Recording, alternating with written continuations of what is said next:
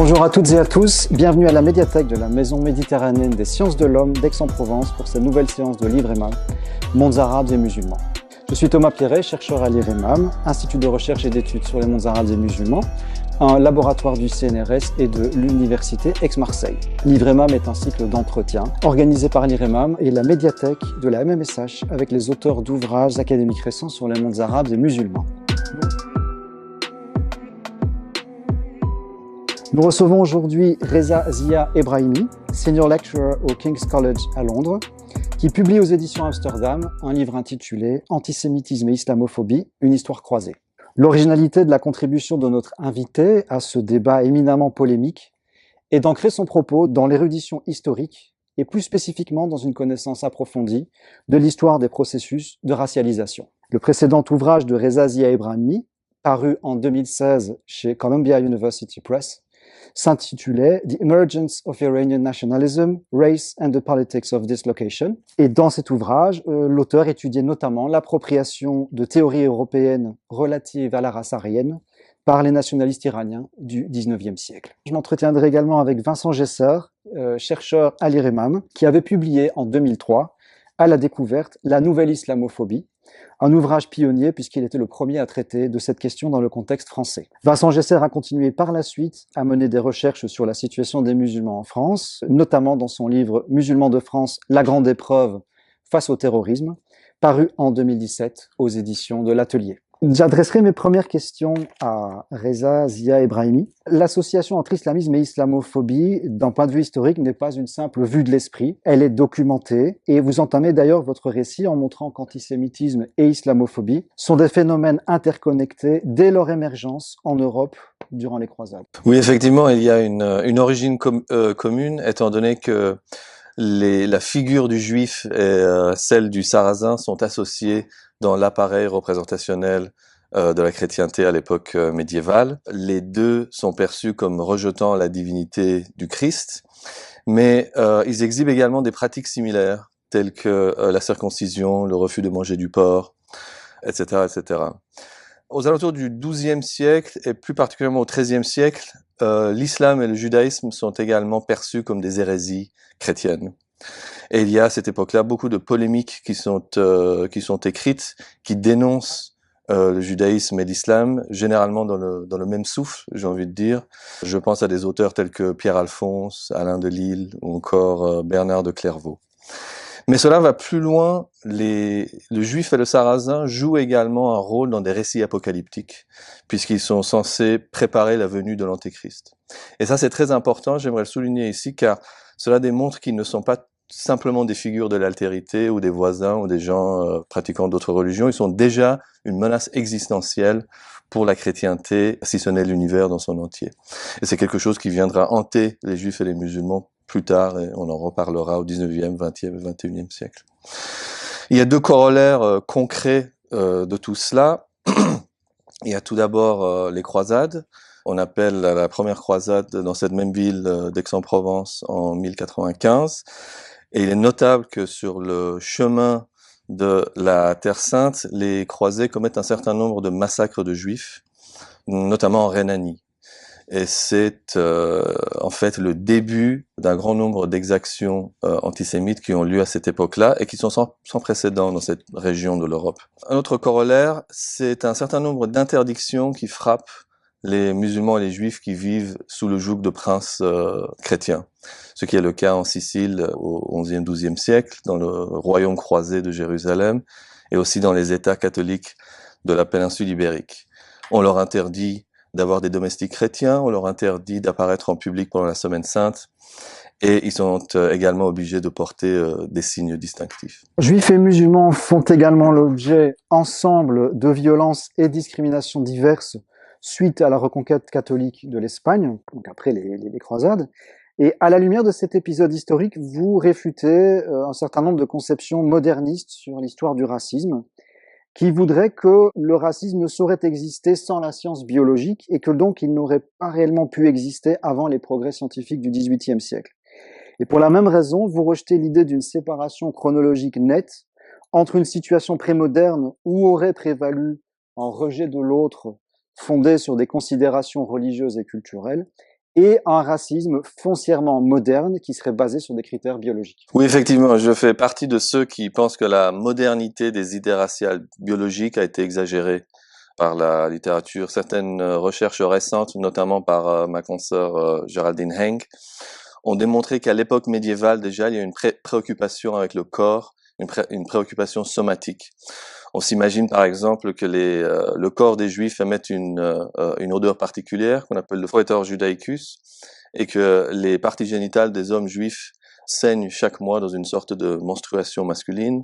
On s'imagine également que les Africains ont le sang noir ou bleu selon les versions, etc. Donc il y a une préoccupation biologique et somatique qui date déjà de l'époque médiévale. Dans l'Espagne du XVIe, XVIIe, XVIIIe siècle, on commence à croire qu'il y a des caractéristiques comportementales qui sont inhérentes à certaines populations, qui sont immuables et héritées. Et ces caractéristiques sont véhiculées par un vecteur biologique ou somatique qui est le sang, d'où les statuts de pureté de sang dans l'Espagne de cette époque. Et je pense que les contemporains n'avaient pas besoin de la science biologique moderne pour pouvoir faire sens de ce genre d'idées, qui découlaient en fait d'une sorte de compréhension populaire et générale de la reproductivité. Un Espagnol du XVIe siècle comprend qu'un âne braie et que le rejeton d'un âne braie également. Et ce genre d'idées sur la reproductivité sont ensuite appliquées aux êtres humains, et on commence à s'imaginer que le fils d'un chevalier est naturellement disposé au fait d'armes, celui d'un paysan au travail de la terre, et celui d'un musulman à la déloyauté ou à l'hérésie. Donc il y a un changement ici. Notez qu'à l'époque médiévale, le but de toutes ces polémiques théologiques était de convertir les Sarrasins et les Juifs au christianisme. Or, nous sommes là à une époque où ils sont convertis, enfin, les survivants des musulmans et juifs de l'Ibérie, d'Al-Andalus, qui vivent encore dans la péninsule au XVIe, XVIIe siècle, sont convertis parfois depuis plusieurs générations. D'accord? Donc, ce sont les Maranes, les descendants des juifs qui sont convertis au christianisme, ou les Morisques, qui sont les descendants des musulmans convertis au christianisme. Ce qui se passe ici, c'est que la conversion n'a plus d'effet. C'est-à-dire que l'eau du baptême perd sa magie, et que les caractères de la judéité ou de l'islamité sont perçus comme absolument immuables et hérités. Et on met en place une structure de discrimination extrêmement complexe qu'on pourrait appeler une structure raciste, car le racisme n'est pas tout simplement une question de préjugés, mais c'est aussi quelque chose d'institutionnalisé, de systémique, à travers lequel on empêche les Morisques et les Maranes d'accéder à certains postes importants dans la hiérarchie ecclésiastique ou civile. Vous nous emmenez ensuite au XIXe siècle pour évoquer l'association par les savants européens des Juifs et des musulmans au sein d'une même race dite sémite. Alors cette race a bien sûr été définie en termes biologiques, particulièrement en ce qui concerne les Juifs, mais avant cela, elle l'a aussi été d'un point de vue culturel. Et c'est sur cette définition culturelle de la race sémitique que vous vous attardez, notamment en raison de son impact sur les politiques coloniales et de l'influence durable qu'elle a exercée sur la vision occidentale de l'islam jusqu'au XXe siècle. La race sémitique est le pendant ou l'autre de la race aryenne. La race aryenne est le soi collectif des Européens, et la race sémitique représente l'altérité, l'autre. Il y a l'autre interne, c'est-à-dire le juif qui vit parmi nous, et il y a l'autre externe, c'est-à-dire l'arabe qui vit principalement en milieu colonial. Et effectivement, les théories qui sont postulées à cette époque-là sur la race sémitique sont des théories culturelles. On s'imagine à l'époque que c'est la langue et la religion qui forment, si vous voulez, qui donnent à l'esprit sa forme. Et c'est la raison pour laquelle ce ne sont pas des biologistes, mais des philologues, donc des gens qui travaillent sur des textes anciens, qui décrivent la race sémitique. Le personnage principal est évidemment Ernest Renan, qui est donc le philologue sémitiste le plus en vue du XIXe siècle, un personnage extrêmement influent, qui est cité avec autorité jusque dans les années 1960, et pour lequel il y a un regain d'intérêt aujourd'hui, vu le climat islamophobe qui règne. Pour Ernest Renan, ce qui caractérise les sémites, c'est l'absence de science. C'est pour lui le peuple de la religion par excellence. Et j'aimerais le citer, je pense que cette citation résume assez bien le point de vue d'Ernest Renan sur la race sémitique. La race sémitique n'a ni mythologie, ni épopée, ni science, ni philosophie, ni fiction, ni art plastique, ni vie civile, donc de structure politique digne de ce nom. En tout, absence de complexité et de nuances. Fin de citation. Maintenant, il faut savoir que Renan avait un point de vue plus clément envers les Juifs, particulièrement les Juifs français, qu'il considérait comme assimilés dans la civilisation française. Par contre, il avait un point de vue beaucoup plus dur sur les musulmans qu'il considérait comme irrécupérables. L'islam, pour Renan, laisse une empreinte absolument indélébile sur l'esprit humain, forme la race. C'est vraiment un vecteur racial. Et sa caractéristique principale est la haine de la science et le fanatisme. À l'islam, je souhaite la mort avec ignominie, disait-il. Mais au-delà de cette différence de position sur les juifs et les musulmans, ces idées sont reprises ensuite par des antisémites et des islamophobes au XIXe siècle. L'influence de son antisémitisme se ressent dans l'antisémitisme révolutionnaire allemand, notamment chez des auteurs tels que Eugen Düring, Wilhelm Marr ou même Richard Wagner, qui se saisissent de ces idées-là pour arguer que les Juifs ne sont pas tout simplement un groupe religieux, le judaïsme n'est pas une religion, mais en fait une race. Et ces arguments-là sont ensuite utilisés contre le mouvement d'émancipation juif dans les terres allemandes à cette époque-là. Donc on dira qu'ils sont racialement différents des Allemands, incompatibles à la civilisation allemande et impossibles à intégrer. En ce qui concerne l'influence de l'islamophobie rhénanienne, on la retrouve évidemment dans les milieux coloniaux, notamment en Algérie française. À cette époque-là, tout ce que font les indigènes musulmans algériens, de leur sexualité à leur révolte, est attribué à l'islam. Donc une essence raciale absolument immuable, caractérisée par le fanatisme et l'irrationalité. Le corollaire des idées de Renan est qu'on abandonne les politiques d'assimilation à la fin du XIXe siècle, au début du XXe siècle. Vous expliquez que cette association des juifs et des musulmans au sein d'une supposée race sémite a succombé dans l'entre-deux-guerres aux événements politiques survenus en Palestine. Oui, exactement. Je pense que la mort des Sémites est à chercher dans l'époque de l'entre-deux-guerres et dans le mandat de la Palestine. Notez cependant qu'au début du projet sioniste historiquement, certains dirigeants sionistes, notamment Nahum Sokolov, promouvaient l'idée d'une fraternité entre les colons juifs et les indigènes arabes et musulmans. Mais je pense que pour la majorité des dirigeants sionistes, l'ambivalence était de mise, notamment pour Chaim Weizmann. Et qu'à partir de la grande révolte arabe de 1936-1939, l'idée que ces gens-là qui s'affrontent pour le contrôle des mêmes ressources et des mêmes territoires, l'idée qu'ils puissent faire partie de la même race perd toute sa crédibilité, d'où ce que j'appelle la mort des Sémites. Il y a une manifestation tangible de cela. L'une des premières manifestations est la séparation des études judaïques et des études islamiques. Depuis le XVIe siècle, les deux sont généralement étudiés dans les universités au sein des mêmes facultés d'études dites orientales. Et d'ailleurs, les Juifs sont considérés comme un peuple oriental, quelque chose que beaucoup de penseurs juifs au XIXe siècle assument. Cependant, les deux sont séparés à ce moment-là. Ce n'est peut-être pas un hasard si l'université hébraïque de Jérusalem est l'une des premières universités à séparer ses études judaïques de ses études islamiques. L'apport théorique le plus significatif de votre livre, à mon sens, c'est la notion de racialisation conspiratoire que vous présentez dans le chapitre du livre consacré au mythe du complot juif. Et vous dites que la combinaison du racisme et du complotisme constitue le stade supérieur de la racialisation. Qu'est-ce que vous entendez par là? Pour revenir un tout petit peu en arrière, donc j'essaie de démontrer les croisements entre l'histoire de l'antisémitisme et de l'islamophobie, l'origine commune et les croisements que l'on peut observer à l'époque médiévale, dans l'Espagne du XVIe siècle, au sein de cette idée de race sémitique au XIXe siècle. Mais une fois que les deux sont dissociés dans le mandat de la Palestine, je pense que l'antisémitisme et l'islamophobie suivent des trajectoires historiques différentes.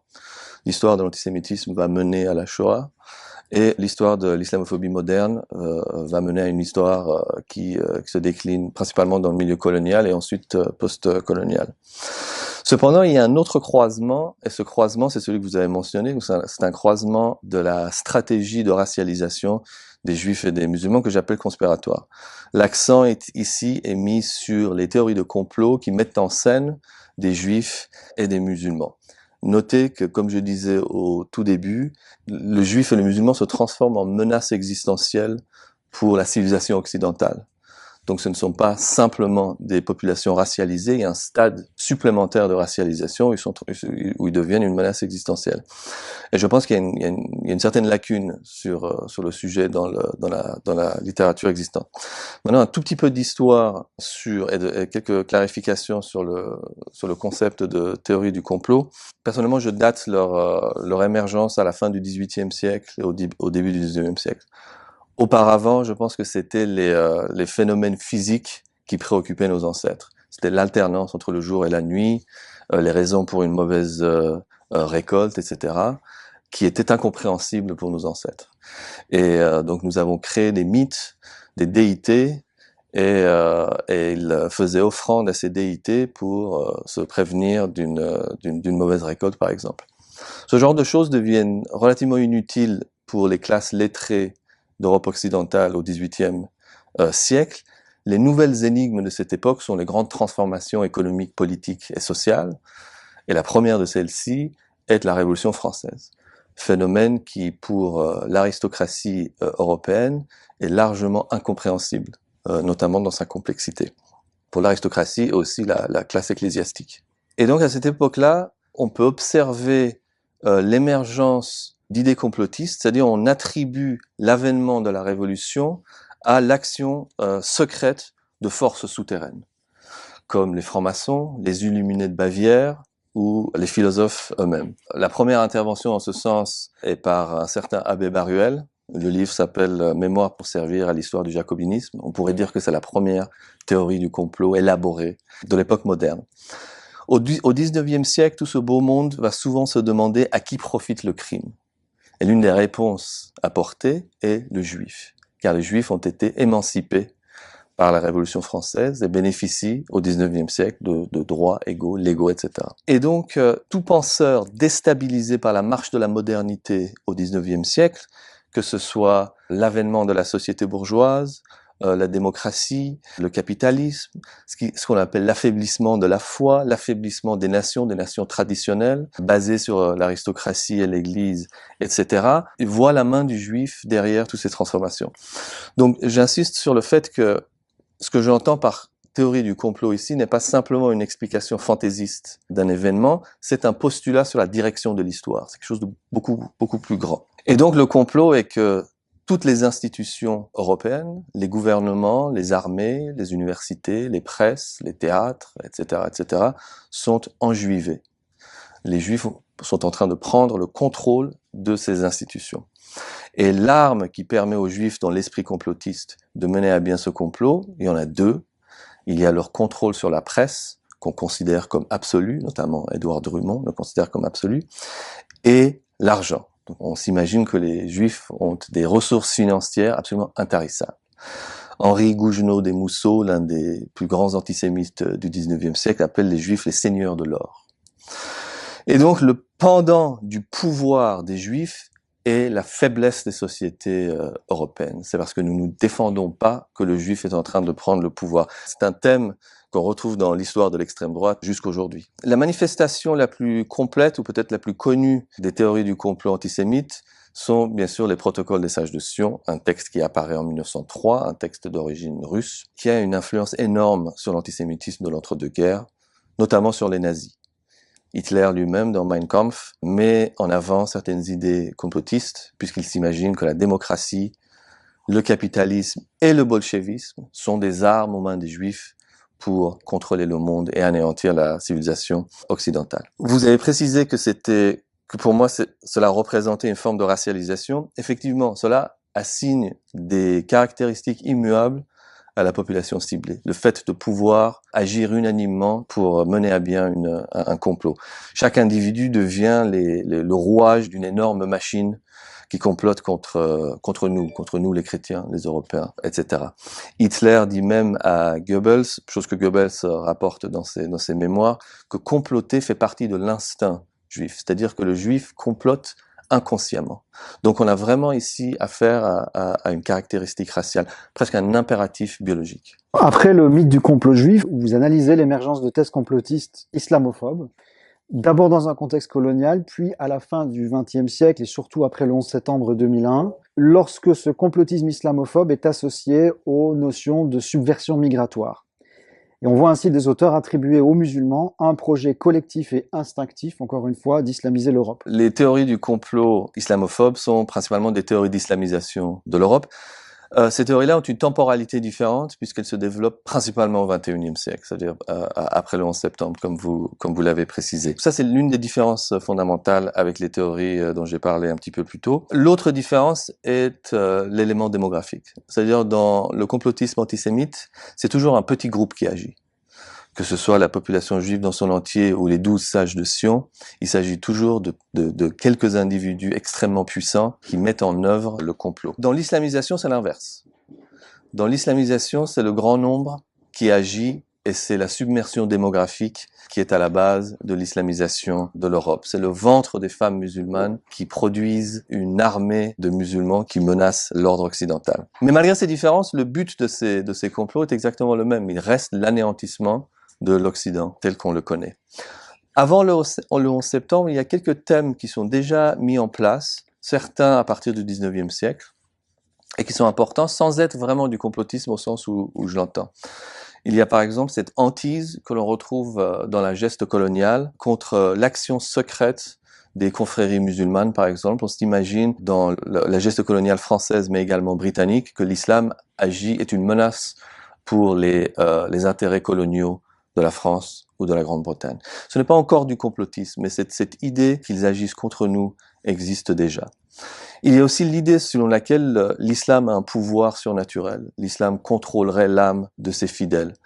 Et ça, vous pouvez l'observer pendant la Première Guerre mondiale, dans l'islam politique du Kaiser, qui s'allie avec le sultan des Ottomans, qui se trouve également être le calife de l'islam, car il s'imagine que si le calife appelle au djihad contre les puissances de l'entente, tous les musulmans du monde se soulèveront automatiquement contre la France, la Russie et la Grande-Bretagne. Nous savons aujourd'hui qu'il n'en est rien et que la politique a échoué. Il y a également une analyse malthusienne de la démographie, notamment une analyse des taux de natalité, qui crée une certaine angoisse à l'époque et qui est l'un des ingrédients essentiels des théories d'islamisation. Beaucoup de penseurs à l'époque, déjà au 19e siècle, sont au courant que les taux de natalité ont tendance à baisser dans les sociétés industrialisées de l'Europe et que les taux de natalité restent relativement forts dans les colonies. Et donc il y a une angoisse qui est créée à cette époque-là, une angoisse démographique qui est en fait un sentiment de menace pour la suprématie blanche. Et ça, c'est quelque chose que vous trouvez, par exemple, à la fin du 19e siècle dans les romans du capitaine d'Henry, ou alors dans les discours donnés dans les années 1960 du politicien conservateur britannique Enoch Powell. C'est un thème récurrent en fait au cours du 19e siècle, mais je pense qu'il est beaucoup plus fort chez un auteur tel que Jean Raspail, dans les années 70, et dans son roman Le Camp des Saints, qui est l'une des bibles de l'extrême droite radicale des suprémacistes blancs, notamment aux États-Unis. Ce qui se passe au lendemain du 11 septembre, c'est un développement fulgurant des théories de l'islamisation de l'Europe.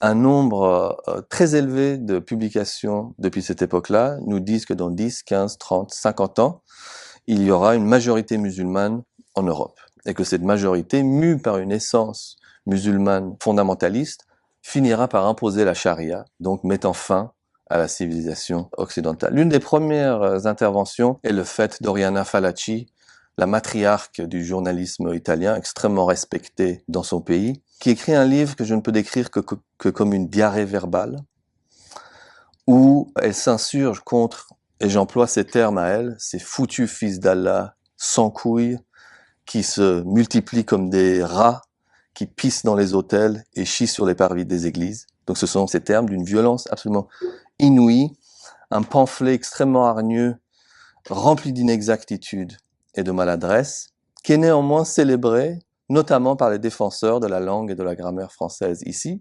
comme Alain Finkielkraut. Si je le mentionne, c'est pour souligner le soutien institutionnel énorme que dont ce genre de texte bénéficie. Le texte en question, qui s'appelle La rage et l'orgueil, s'est vendu à 3 700 000 exemplaires en Italie, ce qui, sur une population de 60 millions d'habitants, j'espère que tout le monde s'en rend compte, est absolument énorme. C'est inouï. Ça dépasse Harry Potter et beaucoup de best-sellers. Et Oriana Fallaci a reçu un très grand nombre de décorations officielles de la République italienne pour son courage d'avoir écrit ce livre. Ce soutien institutionnel se retrouve également dans le cas de ma compatriote suisse Batior, qui est donc l'auteur de Eurabia, l'axe au roi arabe, qui est une autre théorie d'islamisation relativement similaire et qui a bénéficié d'un énorme soutien, c'est-à-dire qu'elle a été invitée dans certaines des universités les plus prestigieuses du monde pour parler de sa théorie. Elle a été invitée au Sénat américain comme spécialiste de l'islam, et elle bénéficie du soutien d'un très grand nombre de penseurs, et dans ce pays, par exemple, Pierre-André Taguieff est l'un de ses promoteurs. Rappelons-nous quand même que Taguieff était autrefois un chercheur du racisme et du complotisme. Il y a d'autres avatars des théories d'islamisation par un très grand nombre d'auteurs dans plusieurs langues, Philippe de Villiers, Welbeck, et Michael Finn, qui était donc le premier conseiller à la sécurité du président Trump, qui lui aussi a publié un avatar de la théorie d'islamisation.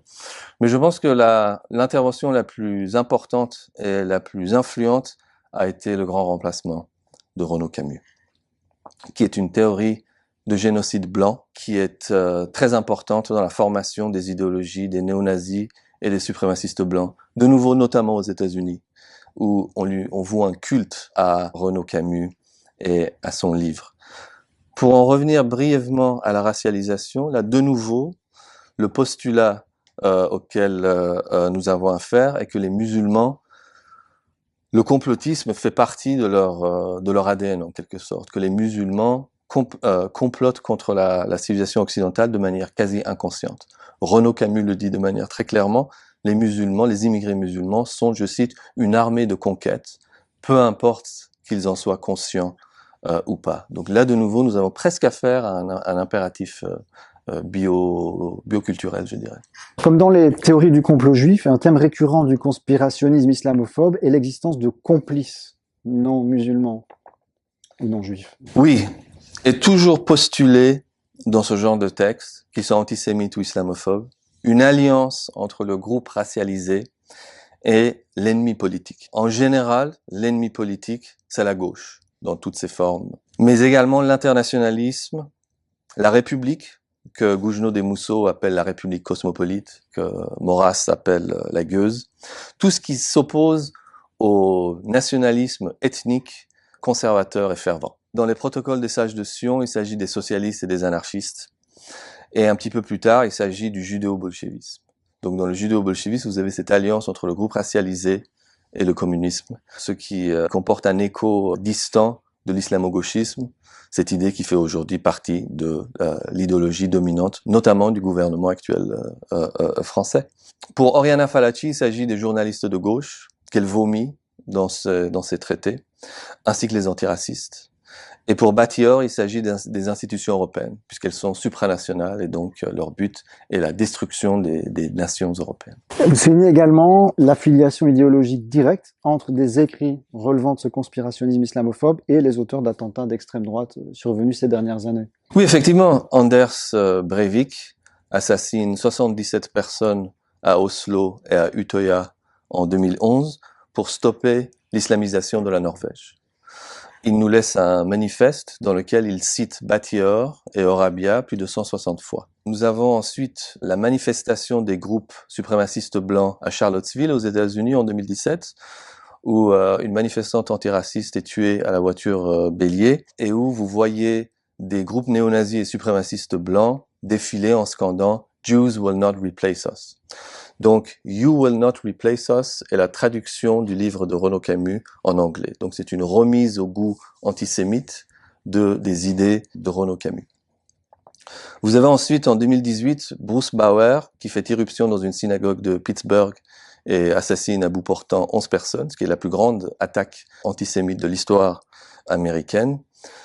Il s'imagine que les Juifs facilitent le génocide blanc par substitution musulmane. Donc notez ici de nouveau le croisement entre l'antisémitisme et l'islamophobie. Il y a évidemment Brenton Tarrant, l'assassin de Christchurch, qui tue 51 fidèles dans 2 mosquées en Nouvelle-Zélande.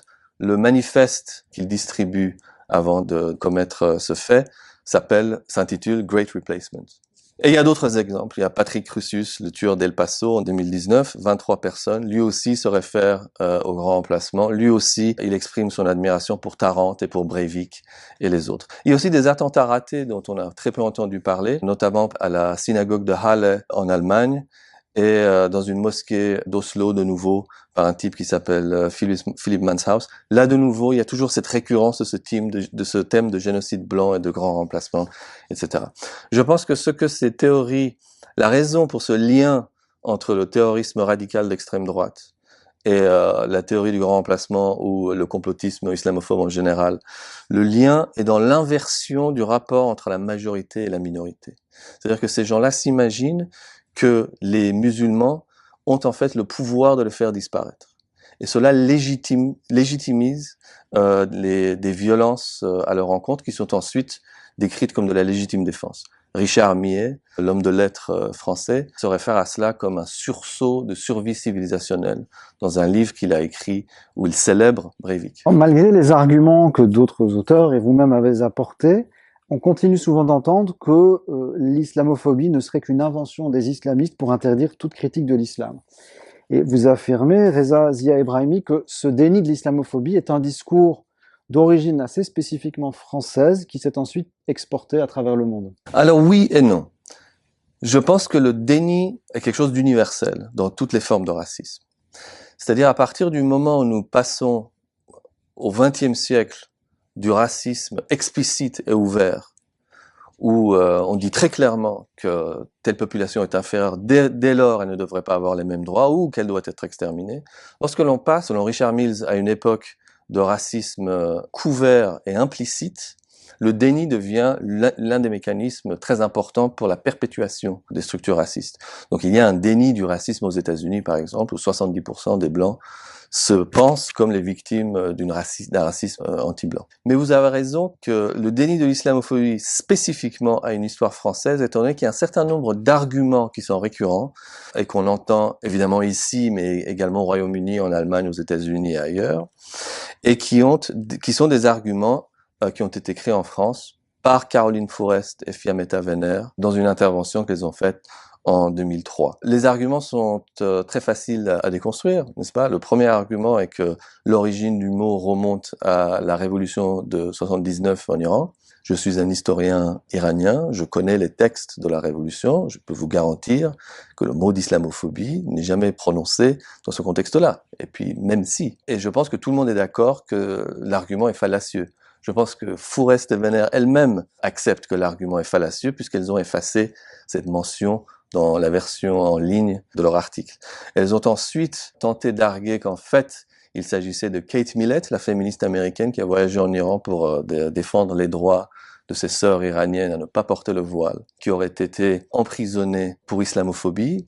De nouveau, je connais bien la littérature de Kate Millett, elle ne s'est jamais référée à l'islamophobie. Et de nouveau, et même si. L'autre argument est que ce thème a été réactivé par les groupes dits du Londonistan au lendemain de l'affaire Rushdie.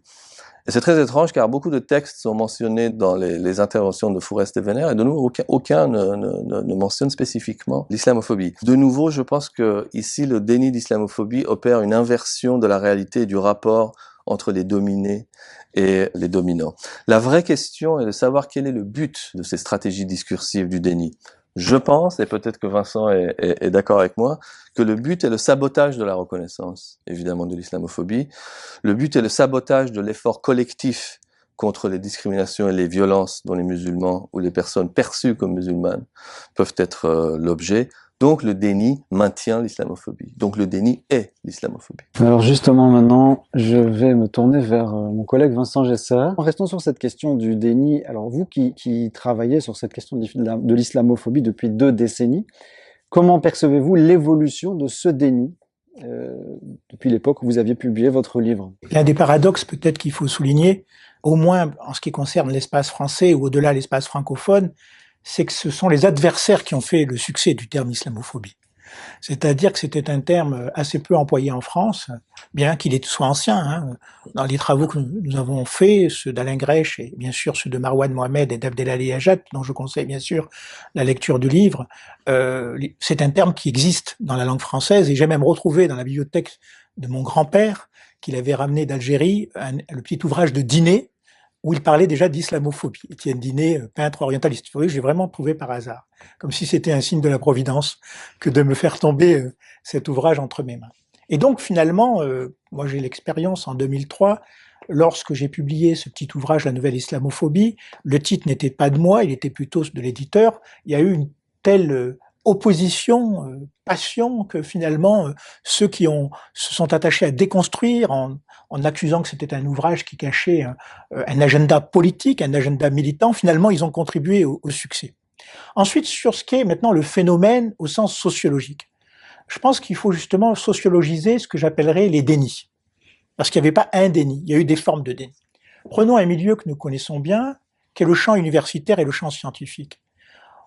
Au début des années 2000, beaucoup d'universitaires sont assez finalement convaincus par les arguments de Caroline Fourest, comme quoi parler d'islamophobie, c'est empêcher d'abord la critique de l'islam, c'est peut-être aussi justifier des entreprises islamistes, et c'est souvent considéré, parler d'islamophobie, aussi comme une forme d'abus de langage d'entreprises militantes, et qu'il y avait déjà au sein du champ universitaire pas forcément un déni des phénomènes de rejet qui peuvent toucher les musulmans, mais en tout cas une certaine gêne ou même un refus, une opposition à reconnaître qu'il puisse avoir une évolution des racismes incluant un registre ethno-religieux. Qu'on n'était plus simplement dans le racisme, le vieux racisme anti-arabe ou la vieille xénophobie anti-immigrée.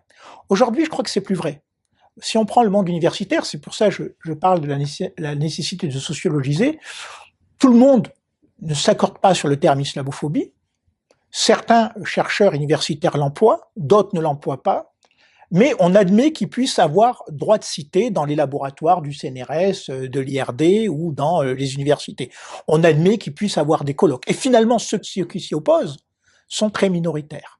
Et puis surtout, on admet, parce qu'il faut revenir au phénomène sociologique et pas seulement au terme, on admet qu'il y a aussi des formes de rejet à l'égard des musulmans vivant dans notre pays, qui sont, pour certains d'entre eux et pour la plupart d'entre eux, de nationalité française. Donc on peut dire que le déni a plutôt reculé dans ce qui serait le champ universitaire. Dans d'autres milieux en France, il y a eu aussi alors à la fois, ne confondons pas déni du phénomène de racisme, entre guillemets, ou de rejet à l'égard des musulmans et déni du terme. Mais par exemple, il y a eu des grandes oppositions que j'ai pu vivre, puisque quand j'ai écrit ce petit livre, je devais faire en moyenne pendant 3 ans 4 déplacements par semaine. C'était énorme. Hein, je devais amener mon travail. Vous imaginez le travail que je devais emporter dans le train et dans le TGV, parce que c'était tous les jours, conférence sur conférence. Et à l'époque, je me heurtais j'aime pas employer ce mot, mais disons-le, à des gens sincères, des féministes, des militants défenseurs de la laïcité qui disaient mais parler d'islamophobie, effectivement, ça n'existe pas, l'islam n'est pas une race, et je dirai tout à l'heure tout le bien que je pense du livre de Reza, et puis c'est faire le jeu des islamistes. Et puis le voile, quand même, ça pose problème. Bon, donc vous voyez, tout se mélanger. Dans les milieux militants, j'ai été très surpris. Si on fait une lecture longitudinale, aujourd'hui, il s'est assez banalisé, y compris chez des féministes qui ne sont pas forcément des féministes radicales, comme on les appelle en France. Il s'est aussi banalisé chez beaucoup d'acteurs politiques dits progressistes de gauche, qui aujourd'hui ne répugnent pas à parler d'islamophobie, y compris dans les campagnes politiques et présidentielles. Donc je dirais que dans les milieux progressistes, que ça soit milieu laïque, militant de laïcité, militant féministe, finalement, non seulement le terme a été admis, mais en plus, il y a un certain regard soucieux sur les rapports de rejet que peuvent, ou même les formes de racisme que peuvent vivre aujourd'hui les musulmans. En revanche, effectivement, 2 choses. D'abord, il y a une forme de hiérarchisation. En fait, plus qu'une hiérarchisation, une sorte de renversement. Pourquoi aujourd'hui, il y a une difficulté à reconnaître que nos concitoyens, français ou autres, puissent être victimes d'une forme de racisme, certes incluant des formes de racisme anciens, mais aussi des formes nouvelles, incluant cette dimension ethno-religieuse, c'est, je crois, qu'il y a une difficulté à reconnaître que les musulmans puissent être des victimes.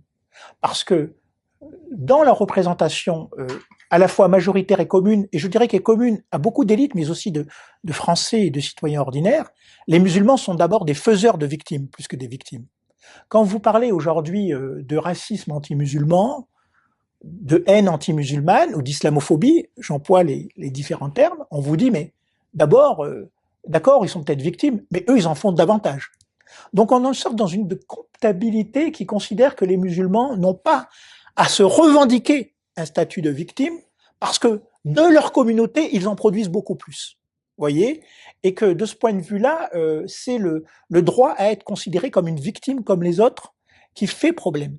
Qui fait problème. C'est-à-dire que parler aujourd'hui d'islamophobie dans certains milieux, c'est effectivement renverser le statut de victime, le statut de droit à être reconnu comme victime, et c'est de reconnaître que finalement les musulmans peuvent être des victimes comme les autres, parce qu'ils sont aussi victimes de l'islamophobie, mais ils sont victimes de toutes les formes de violence sociale et politique. Rappelons qu'en France, parmi les victimes des attentats terroristes djihadistes, il y a aussi des musulmans, il y en a même beaucoup, mais ça on le dit pas. Donc de ce point de vue-là, je crois que le problème et la persistance du déni d'islamophobie, c'est d'abord de considérer que les musulmans doivent être considérés, non pas forcément comme des coupables, mais ne peuvent pas réclamer un droit à être victime à partir du moment où c'est leur communauté qui fait des victimes. Bon. La deuxième chose, c'est ce que j'appellerais, je sais pas comment on pourrait l'appeler, peut-être de manière maladroite, l'absence d'équité compassionnelle. Il est clair qu'aujourd'hui, même en 2022, alors que j'ai montré par ailleurs qu'il ne faut pas avoir une vision trop pessimiste, que finalement, il y a de plus en plus de prise de conscience des actes et des discours islamophobes pour les contrer, donc ça c'est plutôt optimiste, mais il y a une moindre sensibilité compassionnelle lorsqu'une mosquée est attaquée que lorsque un autre lieu de culte ou d'autres formes de racisme s'expriment dans la société française. Et de ce point de vue-là, on voit bien qu'il y a, s'il y a une banalisation du mot islamophobie, une prise de conscience des dégâts de l'islamophobie, il y a une moindre sensibilité à un tag sur une mosquée, à une profanation de tombes musulmanes, voire même à une fille attaquée pour son voile, qui pose problème parce qu'on dit effectivement il faut pas la violenter, mais quand même elle a une culpabilité originelle, c'est de porter le voile. Vous voyez, donc on est quand même dans une complexité qui fait qu'on doit être très nuancé et surtout, je pense, toujours sociologiser ce que l'on dit, ce que l'on fait et sociologiser les phénomènes qu'on observe. Donc, la réponse serait nécessairement nuancée. Oui, il y a une prise de conscience de l'islamophobie, mais il y a aussi une avancée des formes de déni d'islamophobie qui sont très contextualisées finalement dans la société et très sectorisées. Je vais revenir maintenant à un autre tabou que soulève l'ouvrage de Reza Zia Ebrahimi, qui est celui de la comparaison entre islamophobie et antisémitisme. Et pourquoi, selon vous, cette comparaison pose-t-elle autant de problèmes? Je remercie Reza Zia Ebrahimi parce que c'est assez rare finalement. C'est pas une comparaison, son livre, c'est beaucoup mieux qu'une comparaison, puisqu'il pense cette mécanique islamophobe et antisémite sur le long terme, hein, dans une perspective historique. Et il n'est pas là à dire ça c'est comme ça, c'est comme ça. C'est pas une comparaison. On est plus dans qui relève de la similarité, de la convergence, parfois de l'analogie, sans être convergence. Mais effectivement, on voit qu'aujourd'hui dans la société française, faire cette comparaison, c'est tout de suite s'exposer à une forme de disqualification. Si vous êtes chercheur, à une forme de disqualification de votre autorité de chercheur, et puis aussi parfois même de votre estime sociale. Effectivement, ça me renvoie d'abord à un vécu. Je pense qu'il y a quand même un vécu de notre société. Alors c'est pas moi qui le dis, c'est un théologien musulman. Donc vous voyez, il dit il faut parfois comprendre qu'il y a un rapport à la Shoah et une sensibilité à la Shoah qui est quand même construit historiquement sur l'idée caractère irréductible de la Shoah. C'est quand même une extermination industrielle qui a débouché sur plusieurs millions de morts et que du coup les victimes, surtout les descendants de ces victimes, puissent être considérés que rapprocher l'antisémitisme d'autres formes de racisme, c'est faire quelque part un peu acte de négationnisme, sinon de révisionnisme. Or, quand on compare, quand on rapproche plutôt analytiquement les phénomènes d'islamophobie et d'antisémitisme, on ne compare pas deux génocides, on ne compare pas deux Shoah. Et dans le livre, Reza ne parle pas de Shoah musulmane. Il ne parle pas de génocide musulman, sauf dans un cas particulier qui est celui de la Bosnie dont il fait référence, qui est un cas très particulier. Donc de ce point de vue-là, c'est très réducteur que chaque fois qu'on rapproche ces deux types de racialisation et de racisme, on ramène effectivement au caractère irréductible de la Shoah, alors qu'au contraire, les deux se nourrissent et stimulent sur le plan intellectuel. Ça, c'est une première donnée. La deuxième donnée, Reza n'en a pas parlé aujourd'hui, mais il en parle un peu dans son livre, on peut en discuter, c'est qu'aujourd'hui, ça fait aussi l'objet de mobilisations politiques et émotionnelles, parfois même dans de stratégies étatiques. On parle de l'État d'Israël, c'est vrai qu'aujourd'hui, l'idée de ne pas comparer islamophobie et Shoah renvoie aussi à des politiques d'État, et de ce point de vue-là, à des formes de mobilisation d'acteurs pour interdire ou limiter, censurer ou rendre tabou cette comparaison qui n'arrange pas la politique de certains États. Mais c'est pas du tout pour contredire Reza, bien au contraire, je partage en grande partie ce qu'il écrit dans son livre, mais pour apporter un complément.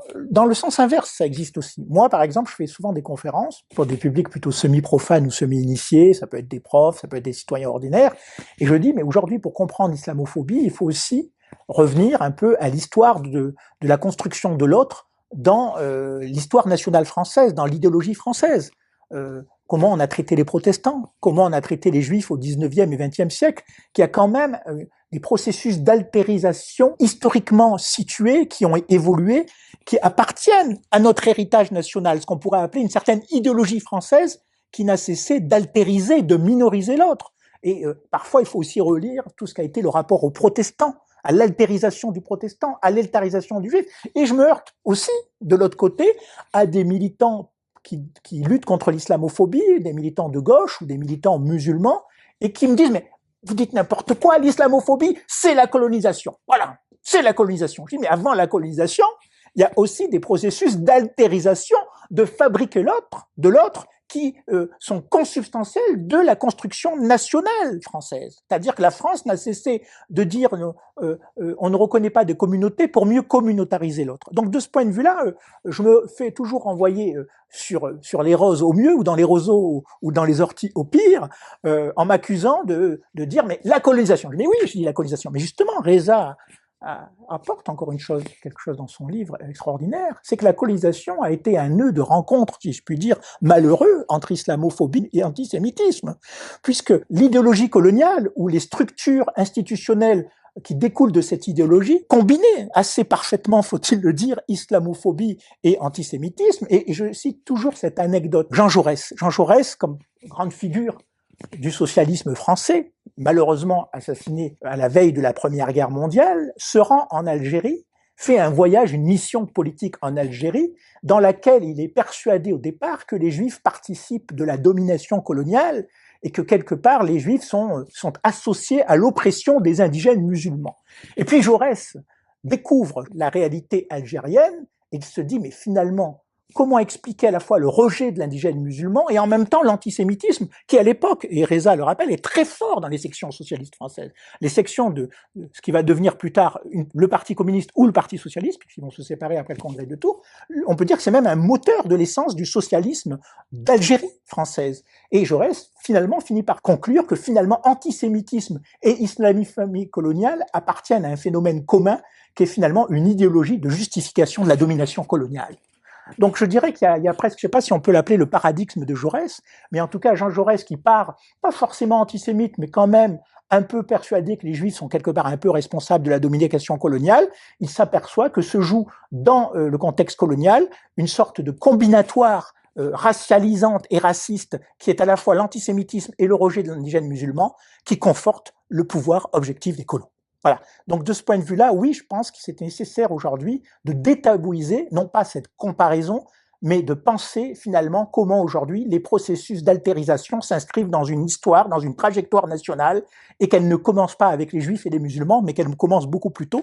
Et je dirais quelque part, le massacre de la Saint-Barthélemy est peut-être aussi une clé pour comprendre, si je puis dire, ce qu'on produit en termes de nationalisme altérisant, excluant et parfois massacrant. On entend parfois des islamophobes revendiquer se défendre d'être racistes en affirmant qu'ils critiquent l'islam et non les musulmans. Mais il existe aussi un discours inverse que l'on pourrait grossièrement résumer comme suit: vive l'islam, abat les musulmans.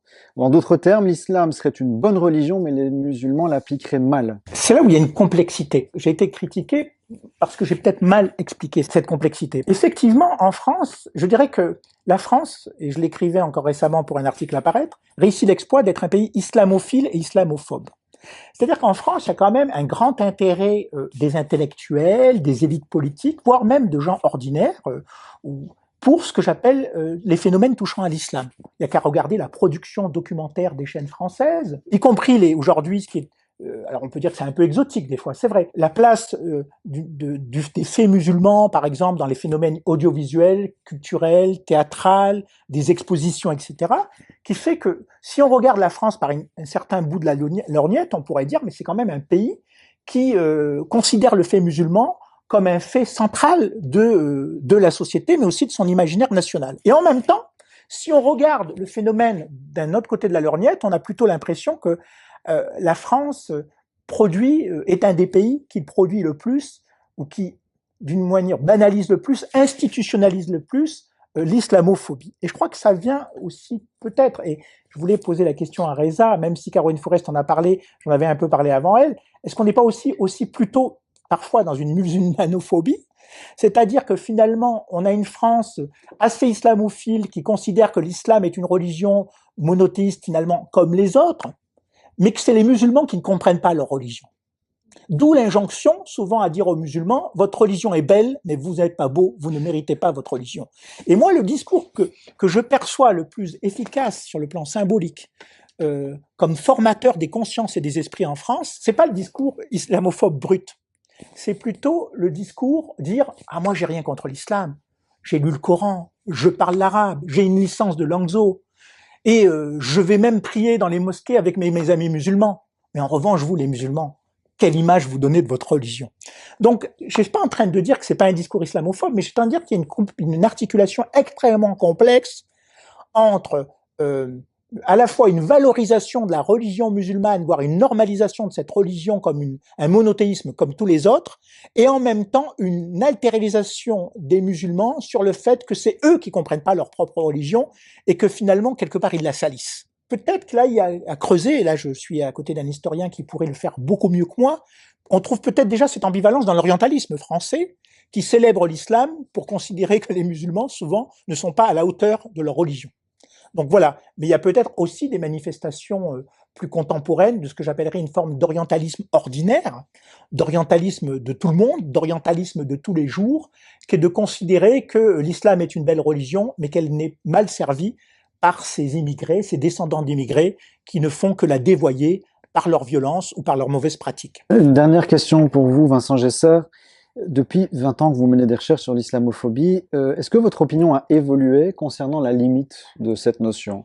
Et comment on peut l'articuler ou pas avec d'autres formes de racisme sans pour autant occulter ces dernières? C'est la question la plus complexe que vous me posez parce que c'est facile 20 ans plus tard. D'abord, j'ai pas tout le temps continué à travailler sur l'islamophobie. J'ai produit quelque chose il y a 20 ans. On m'a demandé pour différentes contributions dans des dictionnaires académiques de faire ce qu'on appelle des entrées. J'ai fait en le faisant évoluer et l'ouvrage de Reza me fera aussi évoluer. Donc, j'écrirai pas la même chose demain quand je prendrai ma plume grâce à Reza. Je veux dire pourquoi sur un apport essentiel, je me tairai. Moi, ce que je constate c'est qu'effectivement, c'est une notion qui s'est banalisée, mais par le phénomène de banalisation, elle produit une forme aussi d'entropie. C'est-à-dire que finalement, comme elle est utilisée un peu par tout le monde, du coup, parfois, elle perd en précision. On a tendance parfois à parler d'islamophobie pour tout. On parle d'islamophobie coloniale alors qu'on parlait plutôt de racisme anti-arabe, etc. Sûrement les deux sont un peu vrais, mais il faut nous l'expliquer et on nous l'explique pas assez. Donc ça, c'est déjà un fait.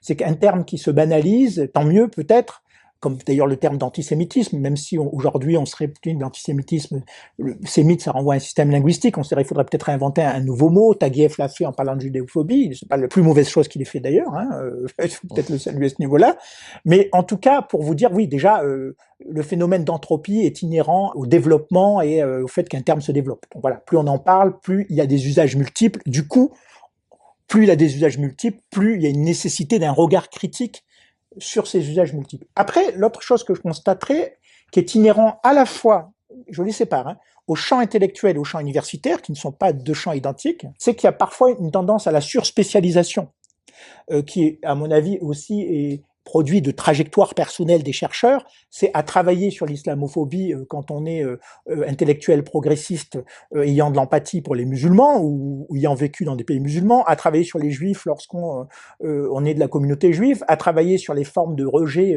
homophobie lorsqu'on a un rapport particulier avec les homosexuels ou lorsqu'on est soi-même homosexuel, sur cette spécialisation qui se traduit aussi par des niches en termes de, je dirais, d'investigation scientifique et donc du coup à à renoncer quelque part à penser ensemble les phénomènes de racisation, de racialisation et de racisme.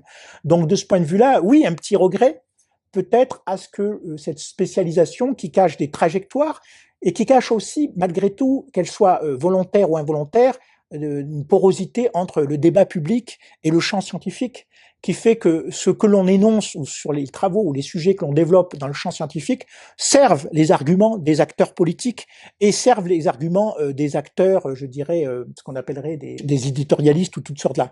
Du coup, on s'y perd parfois un peu et parfois on a tendance à épouser l'assignation dans laquelle on nous met, spécialiste de l'islamophobie, spécialiste de l'antisémitisme, spécialiste de la tsiganophobie. Un regret, l'un de nos collègues qui a beaucoup travaillé sur le racisme colonial et l'islamophobie le disait, où il faut jamais oublier que la première forme de racisme institutionnalisé qui est toujours en cours dans la plupart des démocraties nouvelles ou anciennes, c'est quand même celle qui touche les tziganes ou les gens qui sont, eux, victimes de parquage, qui sont victimes de lois discriminantes clairement, explicites. Hein, je veux dire qu'on parle la Hongrie, la Pologne, la France, on a beaucoup de choses communes et on en parle finalement très très peu.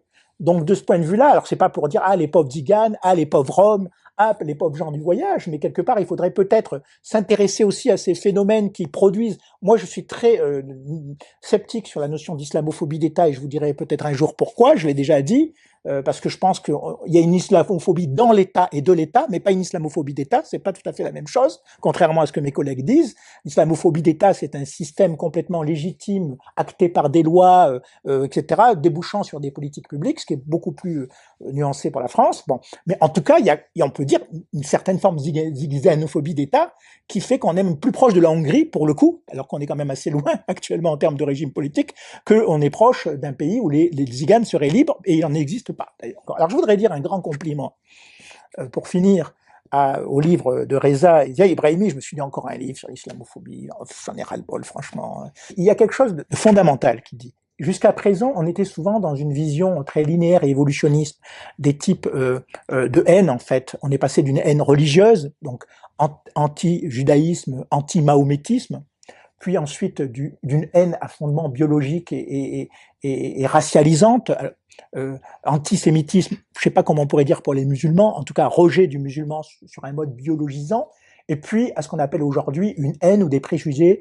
fondés sur des mécanismes plutôt de type culturaliste ou civilisationniste.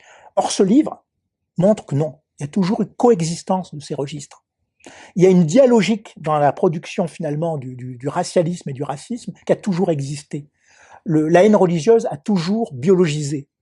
La haine biologique a toujours vu l'autre comme quelqu'un qui avait des attitudes, des habitus culturels particuliers. Et le pire, et c'est peut-être ça qui doit nous inquiéter, aujourd'hui en France, surtout en France d'ailleurs, c'est que derrière ce racisme culturaliste, ce racisme légitime, de dire les musulmans sont pas comme nous parce qu'ils ont des attitudes, des comportements culturels un peu différents et religieux différents des nôtres, il y a aussi un fond biologique.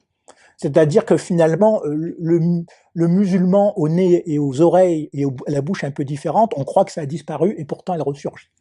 Pourtant, ça m'a toujours convaincu, cette lecture très évolutionniste, au sens positif du mot évolutionniste, on peut dire cette lecture par étapes, le racisme entre guillemets religieux, entre guillemets, le racisme biologique et aujourd'hui le racisme civilisationniste ou culturel.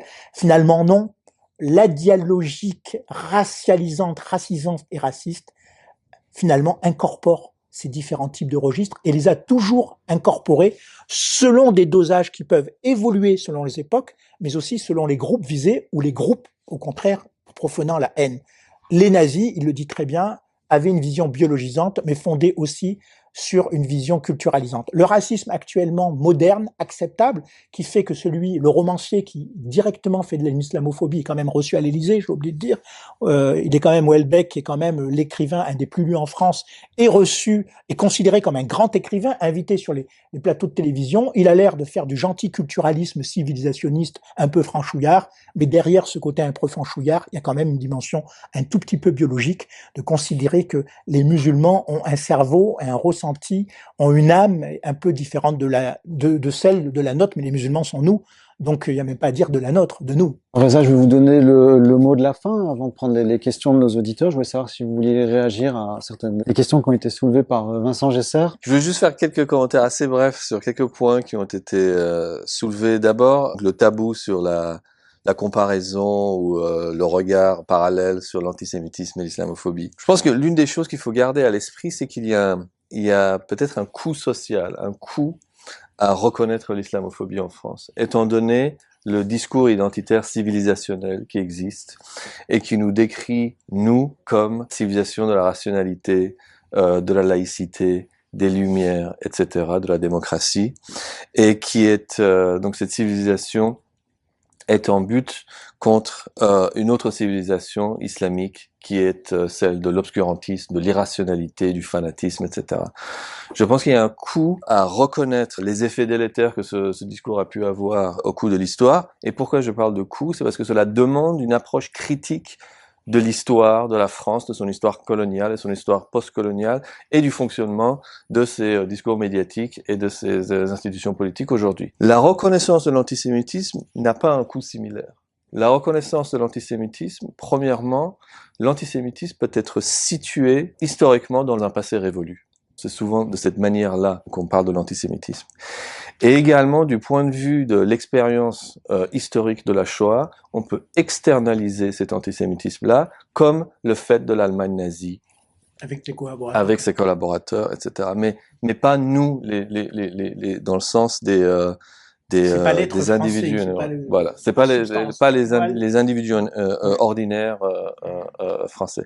Il y a peut-être cette question de coût qui peut-être demanderait qu'on s'y penche un peu plus.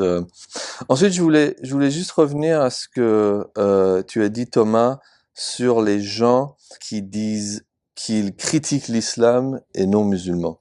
Je pense qu'il y a là un parallélisme frappant avec certaines formes d'antisémitisme au XIXe siècle. Je parlais des antisémites allemands révolutionnaires. Ils étaient persuadés qu'il y avait un phénomène qui s'appelait la Verjudung. Verjudung se traduit par enjuivement. Judaïsation, mais plutôt enjuivement de la société allemande. Et les gens qui mettaient en avant ce genre d'arguments, comme Richard Wagner, par exemple, se défendaient d'être antisémites, se défendaient de haïr les juifs.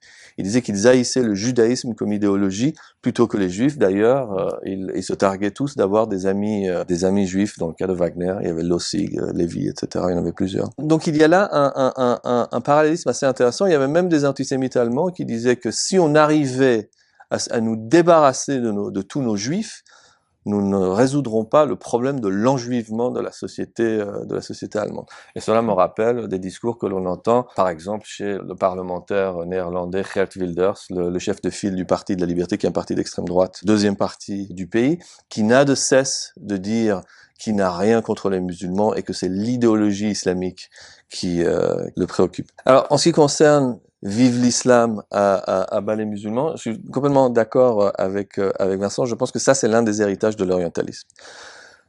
La geste orientaliste, en général, n'a que très peu de mépris explicite pour l'Orient. Très souvent, les orientalistes admirent l'Orient ou le fantasme qu'ils ont de l'Orient. Les splendeurs de l'islam sont des choses qu'ils admirent réellement. Beaucoup d'entre eux sont des collectionneurs d'objets, de textes, etc. Ce qu'ils méprisent réellement, c'est les gens. C'est les orientaux, c'est les habitants de l'Orient islamique. Et cela me mène à la question de la fin, qui est donc sur le rapport entre les formes différentes de racisme, etc. Je pense on peut justifier l'utilisation du terme de racisme pour se référer à l'antisémitisme, à la tziganophobie, à l'islamophobie, etc. Puisqu'il y a un certain nombre de postulats fondamentaux de cette idéologie, de cette construction de l'altérité et de cette mise en avant d'une hiérarchie des chances et des opportunités dans une société. Il y a un point commun entre toutes les sociétés qui dominent des minorités, mais il faut bien évidemment distinguer l'islamophobie, l'antisémitisme, la tziganophobie. Il y a autant de racisme qu'il y a de groupes racisés. Donc je suis tout à fait d'accord avec Vincent et tout à fait ouvert à l'étude de la tziganophobie ou à l'étude de n'importe quelle autre forme de racialisation. Il y a, je pense, entre les formes de racialisation et les discours d'altérisation, des intersections. il y a des intersections entre le racisme anti-arabe, qui est pour moi un phénomène bien réel, et l'antisémitisme. Il y a un moment de basculement ou de glissement dans l'histoire par exemple, du discours sur les Maghrébins en France. Et je pense que ces intersections et ces glissements, ces périodes transitoires sont très peu étudiées. Donc, ce serait formidable si, à l'avenir, nous pouvions nous atteler à la tâche. Juste une chose que je voulais dire par rapport à ce que tu as annoncé là, très rapidement, hein, sur la question de la conspiration. À propos des Juifs, tu dis finalement c'est l'élite, elle est minoritaire, mais il faut pas oublier que la conspiration juive, elle a toujours été aussi, ou le mythe de la conspiration juive, pardon, c'est aussi l'idée qu'il y a une masse juive derrière. C'est-à-dire c'est à la fois le juif de la République, qu'a très bien étudié Pierre Birnbaum, le fou de la République préfet, mais donc le préfet qui est assimilé, qui n'est plus reconnaissable, il a la Légion d'honneur, il va pas à la synagogue, mais il a quand même la mention israélite sur sa fiche de carrière. Et puis c'est aussi la masse juive qui vient de l'Est et de Pologne, qui va l'aider à judaïser la République, tu vois. Et chez les musulmans, c'est le contraire. On parle plutôt de la masse, l'immigration, mais on en arrive à l'élite. Et je disais tout à l'heure en aparté à notre ami Reza, notre collègue Reza, c'est que aujourd'hui, quand on regarde les affaires de tension, ça touche de plus en plus des élites dites musulmanes. Les footballeurs, une chanteuse parfaite qui gagne le concours de chant et qui trouve exclue parce qu'elle porte le voile, un officier qui est de plus en plus soupçonné d'aller à la mosquée, donc pose problème. Donc là aussi, il y a une évolution qui est de l'islamophobie, tout comme de l'antisémitisme, qui allie ces deux dimensions, ce que tu appelles la dimension malthusienne, la peur de la masse, et la dimension élito-conspirationniste, la peur d'une petite élite qui complote. Je peux t'assurer qu'aujourd'hui en France, on n'est plus dans la peur du délinquant de banlieue ou de l'immigration musulmane, on est dans la peur des musulmans français qui réussissent. Ça, c'est quelque chose qui est au cœur. Et ça crée un effet de feedback, c'est que beaucoup de gens qui étaient hostiles à cette notion d'islamophobie, journalistes, médecins, de culture musulmane, de religion, mais pas forcément de pratique musulmane, commencent à s'en prendre plein la tête, parce que le moindre jugement qu'ils émettent est ramené à leur supposée origine communautaire ou religieuse. Et du coup, on voit bien aujourd'hui que cette fixation, cette obsession de la formation d'une élite musulmane dans la société française et dans la société européenne, c'est quelque chose qui fait peur. Voilà, le musulman ne fait plus peur uniquement par l'image du délinquant de banlieue, il fait de plus en plus peur par le musulman réussissant. Je me tourne vers le chat. On a Erwan de Marseille. Je vous lis la question. Il voudrait entendre Reza Zia Ebrahimi sur l'emploi et la réactualisation des thèses rhénaniennes aujourd'hui. Il y a un héritage rhénanien qui n'a jamais été renié, et c'est l'association entre l'islam et le fanatisme. Dans la geste coloniale, notamment en Algérie, toutes les spécificités de la population indigène, que ce soit leur sexualité, leur comportement, leur commerce, et surtout leur révolte répétée contre la colonisation, sont toujours attribuées à leur fanatisme. Et je pense que ça, c'est quelque chose qu'on retrouve, il y a une chaîne quasiment continue de ce discours sur le fanatisme, qui est en fait beaucoup plus convaincant et qui a énormément plus de crédibilité aujourd'hui, puisque nous avons les actes terroristes djihadistes ainsi que les groupes d'islam politique extrémistes comme exemple pour étayer ce genre de propos. Mais je pense que une certaine idée de l'immuabilité des musulmans a des racines directes dans les travaux de Renan. Et c'est quelque chose de très important aujourd'hui dans l'idéologie islamophobe. Et je ne vois pas, en tout cas aujourd'hui, quand est-ce que cela pourrait être décrédibilisé. C'est une idéologie qui a le vent en poupe. Alors, il y avait une autre question de notre collègue Françoise Lorcerie pour Vincent Gesser. Elle portait sur le discours l'islam est une bonne religion, mais les musulmans la comprennent mal, etc. Et la question de Françoise était, est-ce que ce n'est pas aussi une position qu'on rencontre chez certaines élites musulmanes en France? Françoise pose une question qui est très délicate, parce que c'est aussi comment des musulmans qui sont entre guillemets l'objet de propos racialisants et racistes peuvent être eux-mêmes parfois porteurs d'un discours qui n'est pas raciste et racialisant, mais qui peut produire un argumentaire qui va servir ceux qui sont racistes. J'ai un ami qui est un ami parce que c'était un enquêté, et puis je l'ai revu tellement de fois dans les conférences, c'est Tarek Oubrou, et je revendique mon amitié avec Tarek Oubrou, mais qui, dans un discours asociologique pour moi, qui dit aux musulmans, si vous êtes victime d'islamophobie, c'est que vous le cherchez. Et j'explique toujours à Tarek Oubrou, pour qui j'ai énormément de respect, mais il pourrait ne pas avoir musulmans autour de nous, il y aurait quand même de l'islamophobie.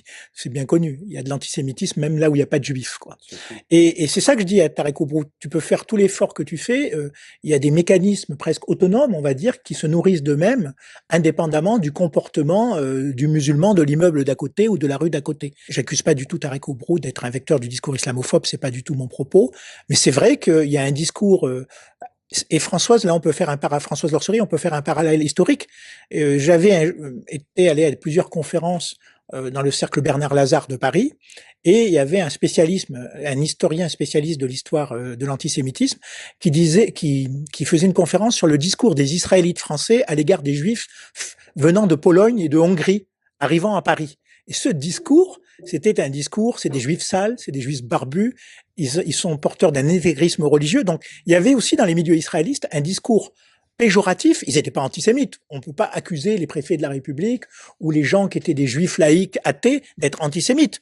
Mais ils avaient un discours qui confortait involontairement et indirectement le discours des antisémites. C'est-à-dire que quand vous êtes un juif de la République ou un fou de la République, pour parler comme Pierre Birnbaum, et que vous tenez un discours sur les juifs de Pologne, que c'est des pouilleux barbus qui vont apporter le fanatisme juif au cœur de Paris dans les années 30, ben, vous vous faites indirectement, non pas le complice, parce que c'est pas une complicité morale et idéologique, mais vous donnez des arguments à ceux qui développent un véritable discours antisémite.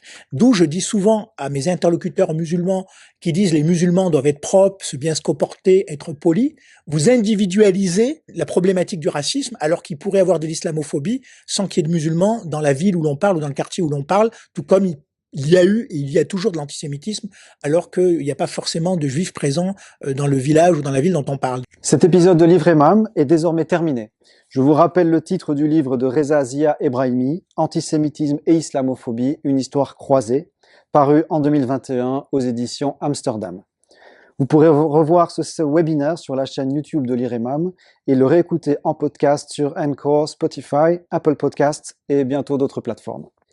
Merci encore à Reza Zia Ebrahimi et Vincent Gesser de nous avoir accordé cet entretien et merci à nos auditeurs.